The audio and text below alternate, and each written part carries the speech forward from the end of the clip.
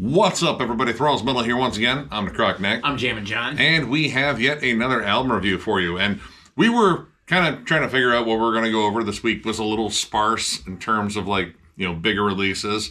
And initially, I had a band called Leper Colony on the docket.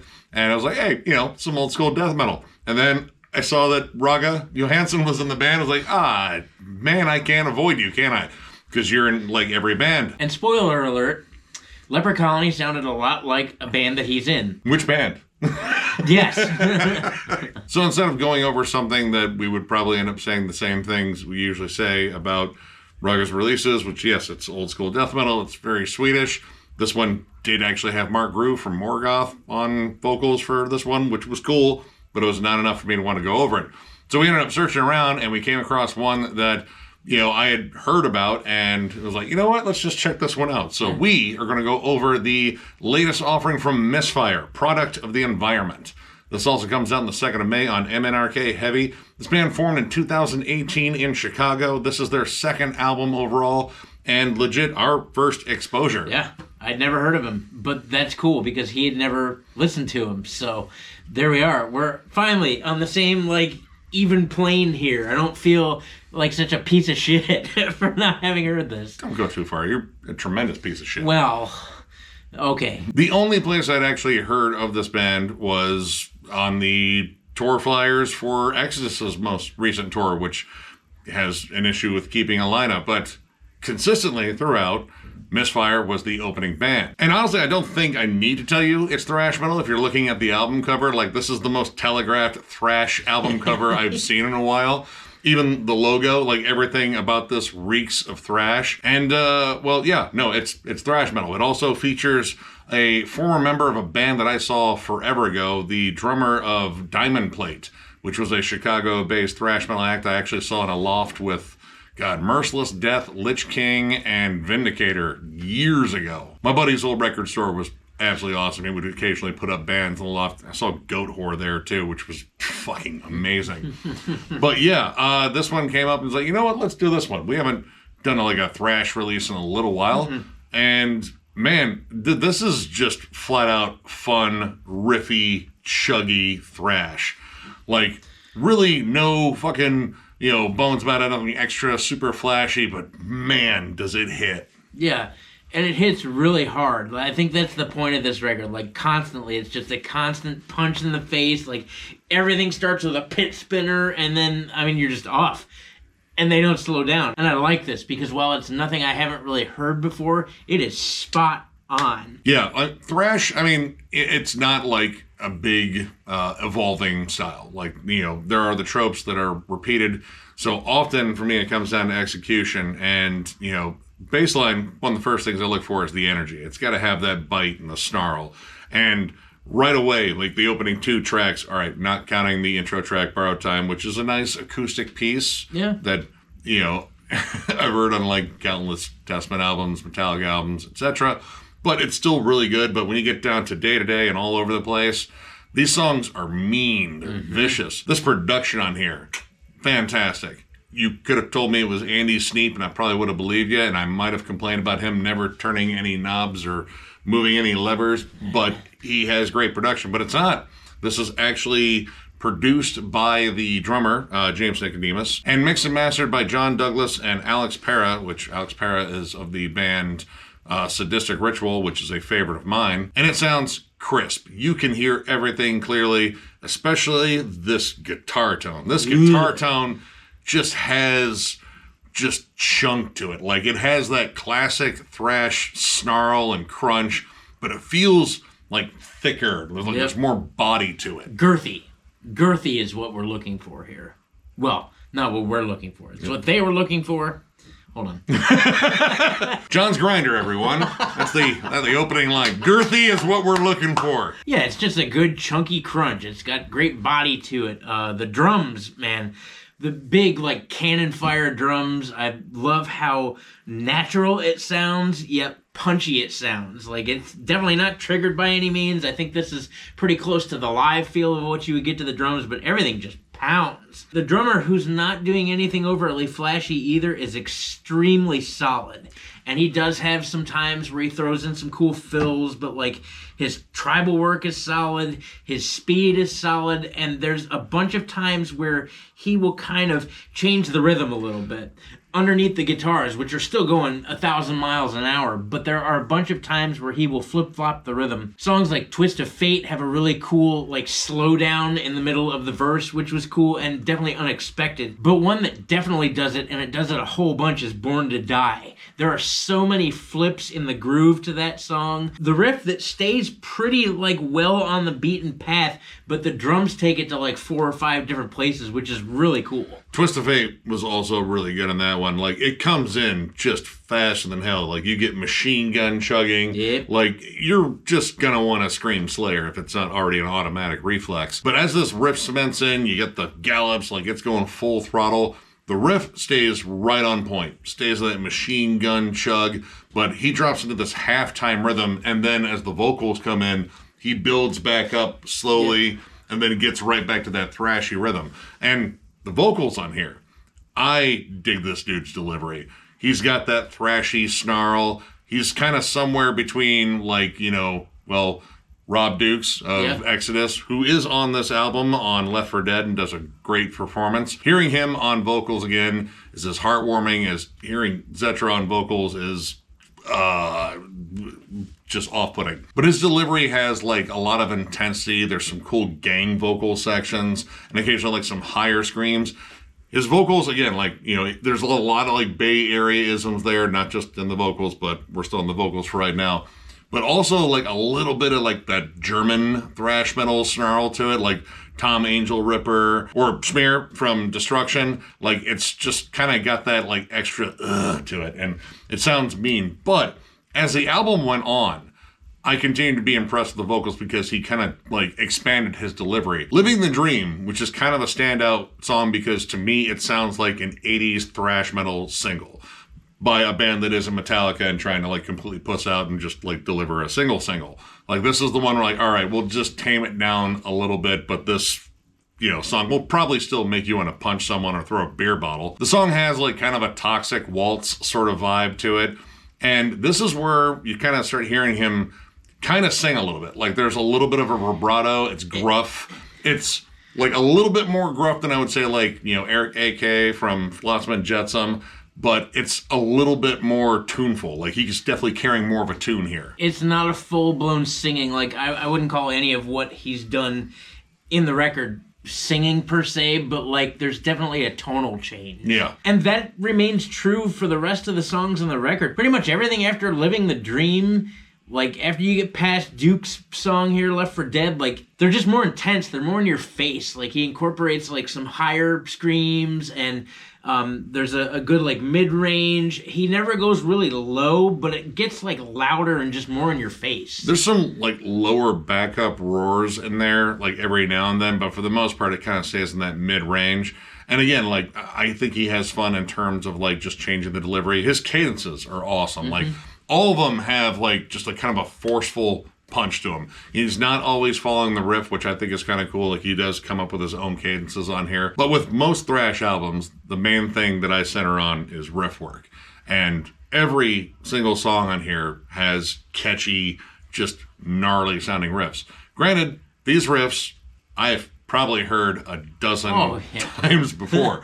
And that isn't really a dig. Like, they are simple, straightforward riffs. You know, there's occasionally some moments where they're a little bit more technical. They have, like, you know, a little bit more character to them. But often the simplest structures are the strongest structures. You know, there are less parts to fail. And this guy just latches on to these just big, meaty riffs that, you know, definitely echo a lot of familiarity, but they're good. They drive the songs. His picking speed on here, I think, is really awesome. And God, when this tone rings out, dude, like, you feel it. Like, it's just this big, crunchy wave of fucking thrashy destruction that just hits you right in the fucking ear. And he's got such a variance of riffs, too. Like, there's definitely chug here. There's definitely machine gun riffs going on. But there's a bunch of really awesome, like, ascending and descending riffs. Dude, Privacy has some really awesome ascending and descending chugs in it.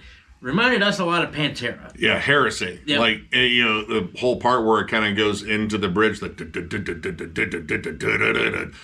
it's similar. Like, it's a few notes off. It's really close. It doesn't have the tag on the end of it, but it's got the ascending and descending crawl in it. It's a good riff, though. Product of the Environment has a bunch of really awesome crawling riffs in it, and the machine gun riffs don't appear too often, but when they do, they're right up in your face. End of an Age and Artificially Intelligent, which is a goddamn banger of a song. Those are all like super Machine Gun. Artificially Intelligent has an air of familiarity to it. Like, that song has crossover energy. Like, it's a little bit punkier, it's a little bit more unruly. The opening riff, I just wrote down March of the Artificially Intelligent because it feels like a direct tribute to SOD's March of the SOD. Very simple, very straightforward riff, but I fucking love that riff. And they kind of just do their own spin on it, and it does lead in almost the same way, like that stomping groove, and then you get into just hyper fast drumming, like, kind of those almost like galloping kind of blasts. It's got a blasty tag on it, for sure. And then the vocals come in, they're doing the rapid fire thing. Like, it's just a more angsty, explosive, mean-spirited song. I mean, more than likely, they're probably rallying against artificial intelligence, which, yeah, most people have a love-hate relationship with it. It's good for making dumb shit in Facebook, but I don't know. I don't trust it because the machines are definitely going to take over. They did make the booger troll, though, you guys. We took a lot of time and energy. We typed in booger troll. No time or no energy. We typed in booger troll. Like, look at that. That's stupid. Stop it. We typed in booger troll to at least 5 different programs, all right? And the 5th one won the booger troll. Not a big deal, dude. But Artificially Intelligent, too, it's one of the couple spots on the record that has a really solid breakdown. Not a whole lot of breakdowns, but the 2 places I saw breakdowns most specifically were We Went Through Hell. That's got a decent, solid breakdown in it, but the banger, once again, is an Artificially Intelligent. Dude, the syncopation in that groove, and it comes out of nowhere. Like, you don't expect them to do that because they don't do it anywhere else in the record. But that breakdown, most specifically with that syncopation, is spot on. Well, it's not just like your standard like breakdown beat. Like, there's a fill that's in there too. Like, I thought it was just like a kind of like a transitional thing, but they actually carried it on for a couple of measures. Like, dude, that was really, really flashy and fun. And overall, throughout the album, there's a good variety of speed. Like, this isn't just, wall-to-wall, thrashy, just, like, fast-paced stuff. It's also not all mid-tempo or anything like that. Like, there's a good variance between, like, all right, hey, we got a thrashy banger. Let's slow it down on track 3 a little bit, or track 4. And that kind of gives this album, like, a really solid flow. But the thing they never skimp on is intensity. Intensity is throughout. Like, every song has good energy to it. And for me, that's like a big thing with thrash. Like, if it doesn't sound like you were legit pissed at something, or you're like really, really serious about like being evil and creepy, you're probably not, but at least, with some conviction. That's what I like. There's real conviction on here. And outside of Rob Dukes, there's also some other cool guests on here. Alex Barrow, who assisted in terms of the mixing on here, also shows up and throws in a really cool solo at the end on the title track, as well as Rob Cavastani from Death Angel, which that dude is an amazing guitarist. I've seen him live, dude fucking rips. Yep. And that kind of brought up like one thing I guess you could say is like kind of a criticism of this. All right, riff work, again, we brought up simple, straightforward, but good. It's got good energy. Catchy, they drive the songs. Lead work on here, I don't think it's bad, but I do think it is a little plain at times. The leads fit the song, but the leads, in my opinion, don't match the intensity of the riffs or of the song. Like, they're tasteful, they're tuneful, but there's not a lot to them. I don't want to call them stock leads, but they're really kind of close to that. There's nothing overtly special about these leads. Born to Die probably had like the flashiest lead from the main guitarist in here, which there is only one guitarist in the band, and like I said, he does a lot of killer stuff on here. But when you compare that to the title track and you hear like some other lead players in there, there's a little bit more in the way of like phrasing, some different kinds of melodies on there. And, it kind of felt like that was what the album was missing, because every time the leads came on, granted, they're on a killer bridge. And the bridge, generally, you're going to get like some awesome riffs, some good like double time grooves. But the lead itself, it was good. It followed the melody. It kind of just, played on top of it and just, it kind of like did its thing. And then went right back to the riff, but none of them really jumped out at me. And in terms of songwriting, the only other thing that I wouldn't say it was like a huge deal breaker for me, but it was something I noticed. It seemed like they would just kind of lash right on to that double time groove right around the chorus. And granted, the choruses are fun. They're anthemic. They're fucking fist pumping. Yeah. Or if you're in a sketchier club, someone's throwing like a prosthetic limb and a beer bottle at the stage. Dude, I've seen it. Now, they do break out of that later on the album, like, End of an Age, like, the chorus is one of the fastest sections. So it does kind of, like, again, expand itself a little bit more in terms of, like, song structure, but early on, it is very straightforward. But honestly, you know what? I mean, they really don't need to do that much to make great thrash. Sometimes all you need for good thrash is the energy, the conviction, and the riffs. And, a good drummer. Unless you're Metallica, then you just have Lars. But this is just thrash done really well. And initially, I was hanging out around a 3.5 because, again, like, there's not anything on here I would say is, like, new and breathtaking, but at the same time, it really didn't need to be new and breathtaking to be good. I enjoyed this entire album, and I want to go ahead and give it a 4. This thing is a riffy banger. If you're an old school thrash metal fan, especially, and you like, 80s thrash and 90s thrash especially, you're going to dig this. Like, if the next Exodus album sounds anything like this, I will have no complaints. This just has, like, a good vibe to it, and it has awesome riffs. If you're a big fan of, like, Overkill, Megadeth, Power Trip to, like, some extent, like, there's, like, a little bit of, like, 90s thrash, like the heavier stuff on there, where it kind of got a little bit more angsty, like Devastation and stuff like that. But overall, if you're just a thrash fan, I'm reasonably sure you're going to dig this. Check it out. Now, see, I was not stuck wavering between a 3.5 and a 4. I was pretty much at a 4 most of the time.